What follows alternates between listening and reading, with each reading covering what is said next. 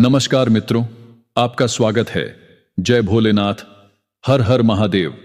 मित्रों, आज की कहानी बहुत ही ज्ञानवर्धक कहानी है, जिसमें आप जानेंगे कि स्त्री अपने स्वार्थ के लिए क्या क्या कर सकती है। यह कहानी सुनना आपके लिए बहुत ही जरूरी है, जिसे सुनने के बाद आप जीवन में कभी भी धोखा नहीं खाओगे। मित्रों, एक कुत्ते ने बताया स्त्री की त्रिया चरित्र के बारे में, जिसे आप जानकर हैरान रह जाओगे। स्त्री अपने स्वार्थ में क्या क्या कर सकती है। प्रेम को पाने के चक्कर में अपने पति को भी मार सकती है। तो मित्रों, चलिए कहानी शुरू करते हैं। किसी राज्य में एक युवक और उसकी पत्नी रहते थे। युवक का नाम रमेश था और उसकी पत्नी सुशीला थी। सुशील इतनी सुंदर थी कि उसके जैसे पूरे राज्य में कोई स्त्री नहीं थी। रमेश अक्सर लकड़ी काटने जंगल में जाया करता था। वह सुबह घर से निकलता तो शाम को ही वापस घर आता था, और उसकी पत्नी सुशीला पूरे दिन अकेले घर में रहती थी। और एक दिन उस राज्य के राजा रमेश को अपने पास बुलाते हैं और कहते हैं, रमेश, तुम लकड़ी का कारोबार करते हो, तुम्हें लकड़ियों के बारे में अच्छे से पता है, अतः तुम्हारे लिए एक काम है।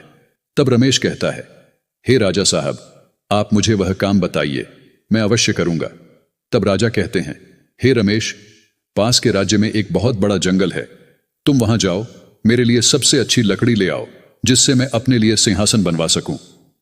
तब रमेश कहता है, राजा साहब, आपकी आज्ञा का पालन होगा। मैं आज ही दूसरे राज्य के लिए चला जाता हूं और जल्द ही लकड़ी लेकर वापस आता हूं।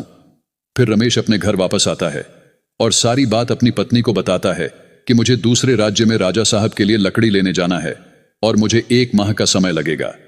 तब रमेश की पत्नी कहती है, हे पतिदेव, मैं भी आपके साथ चलूंगी, मैं अकेले इस घर में नहीं रह सकती।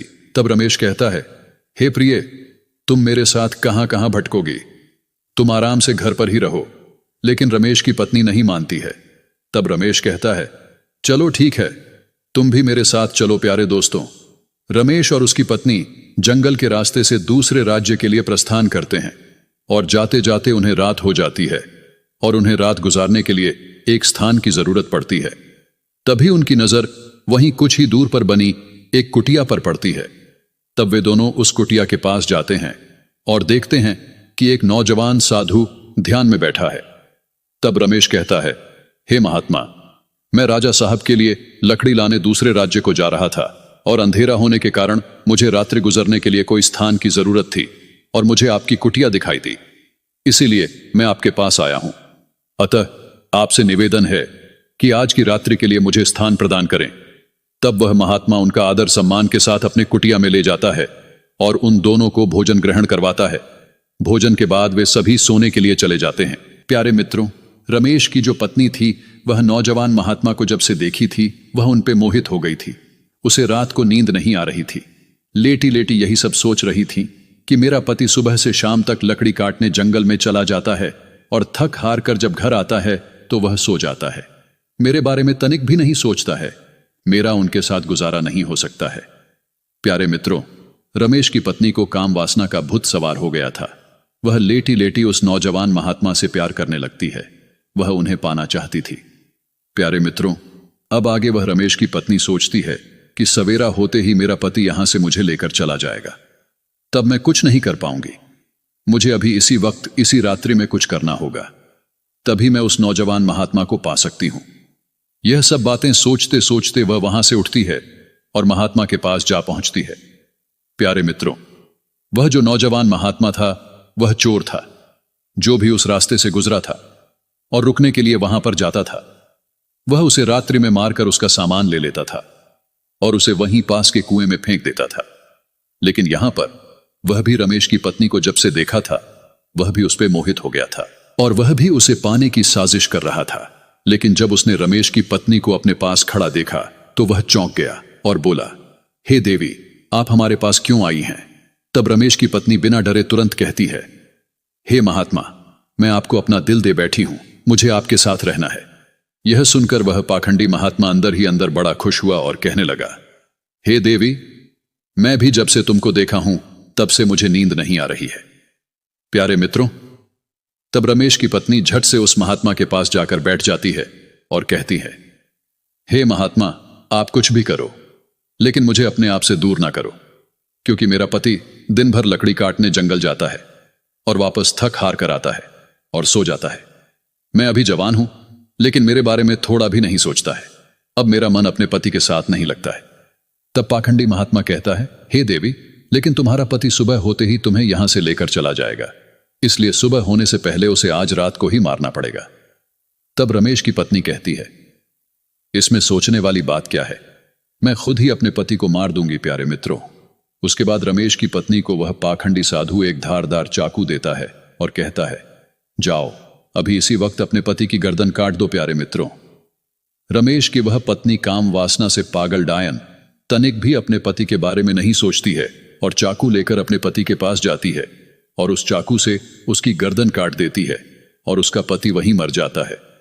प्यारे मित्रों, उसके बाद वह पाखंडी साधु और रमेश की पत्नी रमेश को उस कुएं में फेंक देते हैं और वापस आकर रमेश की पत्नी अपने शरीर की प्यास बुझाती है और उसके बाद वह दोनों वही जंगल में रहने लगते हैं। प्यारे मित्रों, इसी तरह से 6 महीने का समय बीत जाता है और वह पाखंडी साधु अब रमेश की पत्नी से उब जाता है और वह पाखंडी साधु अब दूसरे औरत के बारे में सोचने लगता है। प्यारे मित्रों, उसके बाद वह साधु रमेश की पत्नी को अपने रास्ते से हटाने का प्लान बनाता है और सोचता है कि आज रात को इसकी गर्दन काट देता हूं और कुएं में फेंक देता हूं। प्यारे मित्रों, जब अगली रात आई तो वह पाखंडी साधु अपने साथ वही चाकू को लेकर सोने रमेश के पत्नी के पास जाता है। लेकिन मित्रों, रमेश की जो पत्नी थी वह चाकू को ले आते देख लेती है और मन में सोचने लगती है कि आज से पहले साधु महात्मा अपने साथ चाकू तो नहीं लेकर मेरे पास आते थे, पर आज क्यों लेकर आए हैं। यही सब वह सोचकर परेशान होने लगे और सोचने लगी कि आज रात को सोने की नाटक करूंगी और देखूंगी कि यह चाकू से क्या करते हैं। प्यारे मित्रों, जब आधी रात निकली तब वह साधु उठा और चाकू निकालकर जैसे ही रमेश की पत्नी के गर्दन के पास ले गया, तभी झट से रमेश की पत्नी वह चाकू पकड़ लेती है और कहती है, हे प्रिय, ये आप क्या करने जा रहे हैं? आप तो मुझे ही मारने जा रहे हैं, आप तो मुझसे प्यार करते हैं। तब वह पाखंडी साधु कहता है, हे दुष्ट नारी, मैं तुमसे प्यार कभी नहीं करता था, मैं सिर्फ तुम्हारे शरीर को पाना चाहता था, लेकिन अब मेरा मन तुमसे उब गया है, अब मुझे तुम्हारी कोई आवश्यकता नहीं है, इसलिए मैं तुम्हें आज और अभी मार दूंगा। तब रमेश की पत्नी कहती है, हे प्रिय, मैं आपसे बहुत प्यार करती हूं, मैं कोई गलती भी नहीं की है, आपने मुझसे शादी की है, अब मैं आपकी पत्नी हूं, फिर पत्नी से क्या उबना। तब वह साधु कहता है, हे पापिनी, आज तू मुझे ज्ञान की बातें बता रही है, लेकिन तू भूल गई कि तू भी किसी से शादी की थी, वह भी तुम्हारा पति था। तब तुमने नहीं सोचा, तुम मुझे पाने के लिए अपने इन्हें हाथों से अपनी पति की गर्दन काट दी थी। तब तुम्हारा पतिव्रत धर्म कहां गया था? अगर मैं तुम्हें आज नहीं मारूंगा तो कल तो मुझे मार देगी किसी अन्य पुरुष के चक्कर में। प्यारे मित्रों, साधु की इतनी बात सुनते ही रमेश की पत्नी अपनी गलती पर पछताने लगी और सोचने लगी कि मेरा पति जो था वह मुझसे कितना प्यार करता था, मुझे कभी कुछ नहीं कहा, लेकिन मैं ही पापनी नहीं थी जो अपनी देवता जैसे पति को मार दिया बिना सोचे समझे, जिसके साथ मेरा पूरा जीवन बीतने वाला था। आज अपने गलती के कारण ही मुझे भी मरना पड़ रहा है। ऐसी सुंदरता किस काम की जो मैं अपनी पति की ना हो सकी। प्यारे मित्रों, उसके बाद वह पाखंडी साधु उसकी गर्दन काट देता है और वह वहीं मर जाती है। प्यारे मित्रों, इस कहानी का उद्देश्य किसी को नीचा दिखाना नहीं है, बस इस कहानी का यही उद्देश्य है कि जब पति पत्नी एक रिश्ते में बंध जाते हैं तब स्त्री को सिर्फ अपने पति के बारे में सोचना चाहिए, न कि गैर मर्दों के बारे में। पति पत्नी का रिश्ता एक पवित्र रिश्ता होता है जिसके सहारे बुढ़ापे तक दोनों का जीवन पार होता है, सुख में भी दुख में भी। प्यारे मित्रों, स्त्री पराये पुरुषों में जो खोजती है वह सब उसके पति के पास होता है, और जो पुरुष पराये स्त्रियों में खोजता है वह भी उसकी पत्नी के पास होता है। सिर्फ सोचने और नजरिए का फर्क होता है। अतः प्यारे मित्रों, आप अपने जीवन में ऐसी गलती न करें। जो स्त्री और पुरुष आपस में प्रेम भाव से मिलकर रहते हैं उनकी भगवान भी मदद करते हैं। जो जैसा करता है उसको वैसा फल मिलता है। तो मित्रों, आपको यह कहानी कैसी लगी हमें कमेंट करके जरूर बताएं, और साथ ही साथ कमेंट में जय भोलेनाथ जरूर लिखें। वीडियो को अंत तक देखने के लिए आपका सभी का दिल से धन्यवाद।